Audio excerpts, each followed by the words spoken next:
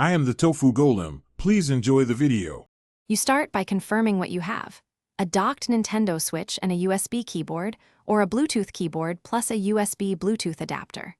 Power off the console so ports reset, then open the dock rear panel and locate the USB port. If you have a wired keyboard, plug it directly into that USB port. Use a USB to USB-C adapter only if you're connecting to a Switch Lite dock alternative.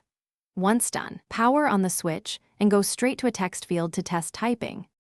Once the wired keyboard is connected, navigate to any text input area, friend search, system user rename, or in-game chat, and press keys to verify input.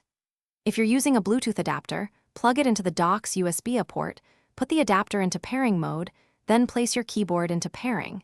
The adapter will emulate a USB keyboard to the Switch. Make sure any USB hub you use supplies power to peripherals, otherwise the keyboard may not register. If keys don't work, reseat cables and try a different USB port. You finish by confirming full functionality. Test modifiers like Shift, Enter, and symbols because layouts can differ. If input is intermittent, restart the Switch and replug the keyboard or Bluetooth adapter. Sometimes a cold boot forces proper detection.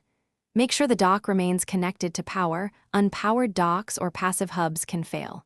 One key troubleshooting tip: if nothing registers, test the keyboard and adapter on a computer to determine whether the problem is the keyboard, the adapter, or the Switch. Then replace the faulty component. Thanks for watching. Consider subscribing if we helped you today.